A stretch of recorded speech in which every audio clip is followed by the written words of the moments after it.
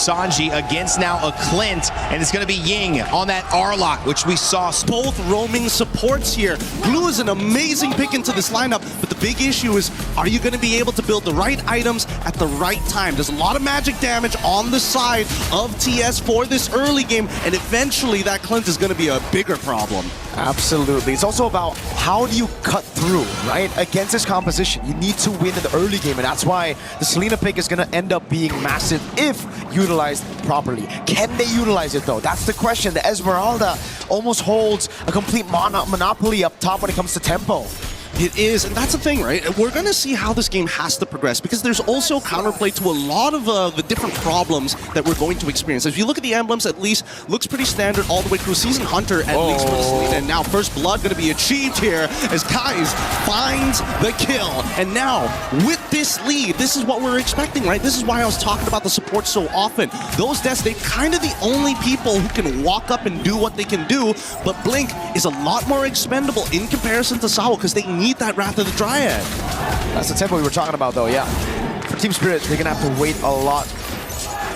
I think compared to game number 1 especially, you're gonna really have to wait for that Wrath of the Dryad like you mentioned, Gideon, and for YG, it's all about fighting level 1 to 3, finding those slam passes, and with the Hirara, the Glue, and even the Arlet here, you're gonna have so many resets. That's why Zaur wants to take Ying out of the equation. This is how they get back into that turtle fight after Sawo got picked off. Yep, it looks like they're not going to be able to contest the very first turtle here. It's going to be level 3 to level, well, actually, pretty close to 4 for Kid Bomba. He should be able to hit it first no matter what, and they're going to use that pressure to start zoning out the rest of the Yangon members to allow TS to hit 4 on time. However, Sunset Lover, not there yet. Do they need to walk up to get the EXP? No, they're going to rush this. It's such a good decision for them. Now, retreat battle is still going to be Zaur.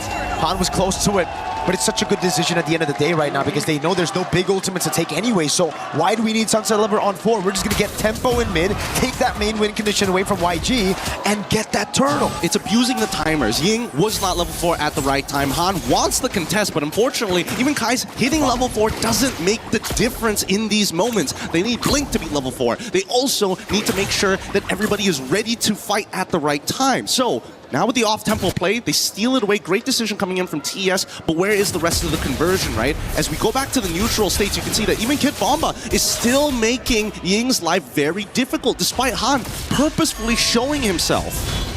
He's dominating the lane right now, dude. And they're able to... Whoa, that's so wild. There are no other ults to take. To be fair, it's either that or the final slash, right? Yeah. You're not going to take the Blades into it. Well, honestly, we don't know. Yeah, maybe later in the game when you're desperate and you need to be able to kind of peel away from Sanji already on top of you, then maybe. But even so, at least with the battle spell, Sanji understands that he's got the Purify to work with. I just don't know how this lane is going to go for him. He's playing the lane well, right? But Hiko's got this freeze on him for this point, at this point of time. And until Hiko gets his first item, that's when he really starts to dominate the matchup. And one thing I will say about Team Spirit and how they're able to actually just gain control of the map when nothing is happening is I think they're the best team at playing the neutral game. When there's nothing happening on the map, they are so good at maximizing all these small little trades on the map. Like even here, Bomba is getting a trade over on Kaise, giving Sunset Lover more pressure in the lane and stopping Kaise from putting those trap downs, you know? It's just such a small win, but it builds up, and that's why Team Spirit now, even though they're down a kill, are the ones up in tempo, in map pressure, and everything. Exactly. Here, because by the time the turtle actually spawns, Kid Bomba in about roughly 6 or so seconds after the spawn, he's going to get his ult back, so they understand how these timers work. And you can see that Ying, as soon as Bomba shows up, he's like, oh man, I gotta try and forcefully clear this wave. We trade ults again. We're going to come back down to the turtle, and I think it's going to be that constant dance. I want to see what TS's decision is here, because now they can't sneak away this neutral objective, but I think they want to extend their lead. Oh, Bomba, he's got the proxy. And Sunset, that's the reason he stole that Abyss form. Man, Sunset with the Flicker out from the stun as well. It's a proxy up top now. Did they go for the red trace? Out with the Flicker and the Wrath of the Dryad in the backline as well. It's going to be the jump on Sunset now with the steal on the slam side of the pass as Sawo gets away in time. He's going to be taken low though. Sanji with the blazing away, takes him low, takes him out with Ying. They want to punch it even further here. They're not done just yet. The arrow lands over on Hiko, and it's Ying with a punish on the Vengeance. That's what you want to see. Just continuous CC after CC just to give that extra bit of bonus damage coming in from Ying. Beautiful stuff all the way through, but at the same time, the game's not over just yet. At least the tempo has fallen back into Yangon's favor. But in the mid lane, just notice that Ying, now, he doesn't really want to be be stuck in this lane any longer. But let's look at this replay one more time, right? Sawo so close to dying here. Sanji clearly doesn't have the items, but as soon as the Purify is out and Kais is able to find an off angle on any of the priority targets, there's nothing you can do. Zara almost getting a sneaky little assassination there, but Han with the iframes, a bit too hard to kill. I think what we need to talk about, Gideon, is the fact that Team Spirit intentionally took that fight a bit long. Kid Bomba, though, the final slash lands on him, but Ying doesn't have the vengeance again. Bomba now able to get the shielding in time. Han cannot take him out. That's got to be frustrating. It's now 3 series in a row where he just can't kill Bomba. It's annoying because you can tell that Ying, he was thinking about jumping this, and Han was like, no, give me the kill, sir. Please, please, I need this right now. You're already 2-0. I'm 0-2. Just give me a little bit of gold, and it could make the difference here. And that might have just costed them a lot more than they would have imagined here. But you're absolutely right. We have to go back to before the fight. Bomba didn't go for the rotation straight up, even though he had a tempo advantage over Ying. He stayed and he cut, he proxied deeper. So it was almost as if Team Spirit knew they weren't going to take that fight. They were just trying to prolong it so that YG can't get their early snowball in time. And not to mention that they're utilizing their threats, like Sawa walking up and faking the movements, trying to throw as many feints just to get YG to react. Is Sawa in trouble here? He shouldn't be in trouble, right? Yeah, he's totally fine. And he's able to get a little bit of his health back. This is why Beleric is just so annoying to deal with. Very similar to Glue in a lot of senses, but just can't fight as often as Glue. Bomba opening up again. This time around, it's going to be Team Spirit with a man advantage. Grouping up, but they have to split up. Remember, Blink can find an AoE. Now Blink with a mount down. It's going to be Ying caught in the deadly magic. The volley starting with the Wrath of the Triad lands on everybody. Hey, the combo is good, and now they're using a Clint to cut through the rest of them as Kid Bomba, making sure that Sanji can't even walk up to auto anybody else. I am your bullet sponge. Don't look at anywhere else, please. Ying is isolated. He's chasing all alone. Wait, that's not Ying. That's Blink. Now the Blazing Duet coming through, and it's actually all planned, calculated by Blink, capitalized on by Sanji. Bomba's going to be able to look for that compensation, though, as now they go for the turtle. 2-1 in turtles, in neutral objectives, but TS, stay busy. It's Sour up top of the turret. Man, this is a tough matchup. I was wondering whether Hiko on this Clint was a good option. They wanted to win the lane, which technically they sort of got, but they still can't deal with Blink. If Blink gets on top of Hiko, it's kind of over for his life. Even if he does actually have the flicker, he's got to time it perfectly. For the rest of the team, at least for TS, it's about peeling, and even so, they don't have the correct answers, right? I don't think Kid Bomba or Zara Egoist or Sunset Lover wants to be the one getting pulled away, but that's the thing, right? Yangon, they're trying to keep it tricky. Blink getting on top of Sawo initially, pretty good idea, but unfortunately, where do you pull him to? Blink with a walk up again, stun over. Sawo gets caught by the arrow, the final slash lands on Bomba. He's trying to capitalize now with a blast pass, brings him all the way back to Han, and he gets the Sky Piercer stack. Better target priority. That's exactly what we want to see from the Yangon Galacticos here. You don't want to pull Sawo into your team, but Kid Bomba, you know what? Without Purify, let's do it. How the heck is the lead? So little. 1,000 at this point, right? Like we would expect at least 1,000. Another arrow in mid. Kaiser with the flicker out. Blink was looking for that slam. Finds it on Sawo. Again, chained together with the Abyssal Arrow. Sawo hasn't moved in a good 5 seconds. The Living War, the Living Sentinel, the Living Tree is still holding strong. But Sanji also now realizing he can't waste any more time. As much as we've commended TS for actually not only dragging out games, but they are so good at being efficient with their time. Yangon are starting to pick up steam at this stage of the game. Curse Helm already complete from Glue. Berserker's Fury finally on top of the endless battle. Not sure if the Rapid Boost is going to keep Hiko alive, but man, this mid-tier 1, you can see that both sides, they really want to crack it open. And Spirit are trying to play on the other side of the map every time, reacting to YG really well. Sanji using the BMI, the deadly magic does land at the end now as Han's going to be isolated from the rest of the team.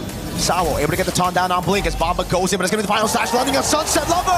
Caught by Ying, taken out by Han. The Abyssal Arrow goes wide as Han goes in again. Is able to escape, and YG will utilize this man advantage to rotate straight into the neutral objective. Oh, the red herring here. Ying showing that final slash to Kid Bomba as if, yeah, I'm looking for you. No, I'm going to go for somebody else. And they've got 10 seconds worth of tempo here. Sawo, he can try and delay with the Wrath of the Dryads, but this is First Lord. This is really important for either side. Sawo has a position, goes in with a poker trick onto Blink. Oh, arrow lands again, baits out the Purify from Bomba as Blink gets the pass. Now, that's a Swift Trinity completed by Sanji. Very quick. at 10 minutes. Honestly, not a bad idea for Bomba to actually absorb the arrow early on, predestined to fight, knowing that Sunset Lover is coming back up and he has that Purify, because you can see that Yangon, they want to react to this. And these deadly magics from Zaur, man, he's using it more as a poke tool than to finish people off, right? He's just coming in, space escape into a deadly magic. Doesn't even matter if he lands the poker trick or not. Yeah, no, it's so true, because again, they don't have the sustainability. Uh-oh. This is a crazy Lord Dance Blink. Able to jump on Sawo. He's able to sustain back up. Bamba, no Purify for another 48 seconds. He's holding on this position. And Zaur's too far. Han with the red tree, securing the neutral objective. The Sunset Lover Sawo goes with the Ratchet Dryer, but he's going to be all alone. And now it's the rest of the team who's going to take him out. Oh man, the Minesweepers just wasn't enough. Oh, the final slash! Lands on Sunset. It's Han on a killing spree. And he's able to buy some time now. Up top, it was Blink who got the solo against Zaur. Oh my goodness, this is not going well for Team Spirit's Yangon. Now looking for some revenge after game number 1. Fine, technical prowess you can take, but we know how to fight, and they are fighting hella good. No Purify, final slash into the arrow, and Sanji picks up another kill. Double Holy Shielding down. What a statement here from Yangon that they are not going to lose confidence just because they dropped a singular game because they weren't able to fight. Now, because denied of that fight, they're getting extra messy. They're going to reach further than what TS expected. Can they actually get this? No, they don't have the minions. Cleared it out just in time by Team Spirit, but remember, that siege was YG without the Lord. They got the Lord, but they chose to just push in forward. Oh, it's a pretty big attempt here.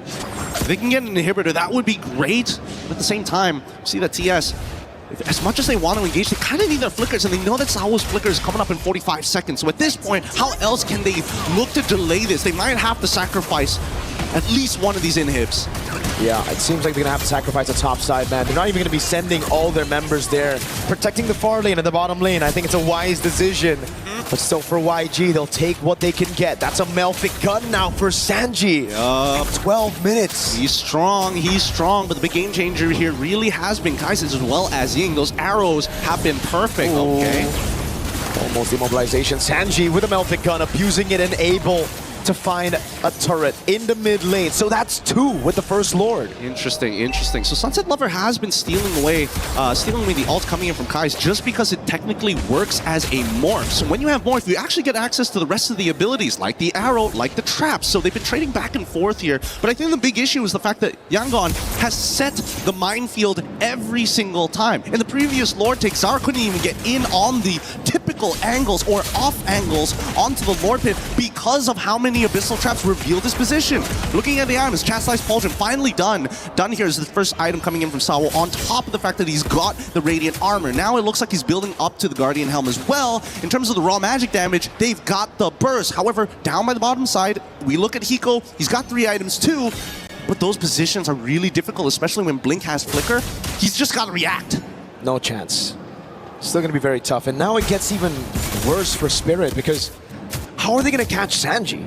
He has a Winter Crown very soon, already has that Melfic gun, is scaled past, I think, a lot of Team Spirit's own win con. So it will really take YG to make some mistakes for Team Spirit to be able to actually look for an angle to come back here. I think the worst possible scenarios is if they can chain CC off of the Wrath of the Dryads. That's one. The second dangerous one is getting hit by 2 Shadow Strikes from Sunset Lover and getting terrified. I think that's also probably the worst case scenario. Oh!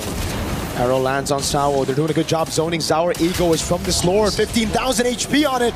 It's so good. The Wishing Lantern getting some really good poke here as they're looking to contest the angles from both sides. Ooh. Low Sunset Lover in the mid lane as well. That bottom lane is looking juicy for YG. Ooh, as patient as ever. They can't correct this in time. I don't think they can, and I think YG should start actually taking the space, but Sanji just used his BMI. They might wait for it a little bit longer. Hiko's going to be sent up top, I believe, to deal with that wave, yes. As YG control this Lord again. Sunset Lover is busy in the mid lane, handling those big minions. Now they just have to sit and dance for a little bit. Even YG understand this is a dangerous 50-50 to be had, right? Level 15 to level 15, as much as they have iframes, Zaur's Retribution, if well timed, could steal this and drag this game out longer than it should be.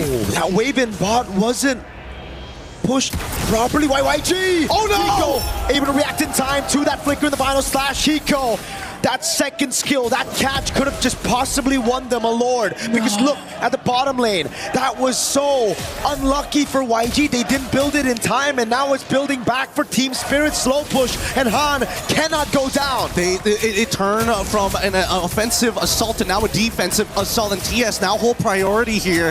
Yangon, you have a 5.7k lead, and yet they still can't get close to this Lord, not without having to worry about a bot tier 2 being traded out. Oh, and TS, God. they're so happy about this. They're dancing for days, and now they see Blink. Saul, he knows it's a tendency of Blink. He studied Blink's gameplay all throughout. He always looks for these plays, and that's the forced error. Team Spirit with a macro masterclass. Oh, and now the Guardian Helm is done, so Saul can walk off, take some damage, walk away from the fight, and come back in. Han's bot! Abyssal arrow doesn't land. Han's still in the bottom lane. They're going to go for the burst right now. Blink goes in with the stun, having to pass. It's a final slash, bringing Sour away. He's able to get away with the space escape for now, but Sour wins it, gets the retry, suns of the flick around, and Han. And they're still chasing, and they're about to get one, they get two, killing spree for Kaise as they chase the last remaining members to try and close out this game. Team Spirit played for the Lord. YG say damn the Lord. We'll take the fight, we'll wipe you out, and we'll equalize in this grand final. Oh my goodness, this is what we were looking for, a 16-2 game for the Yangon Galacticos. Statements made. We don't care what the world thinks of us. We brought it to 1-1. No confidence lost.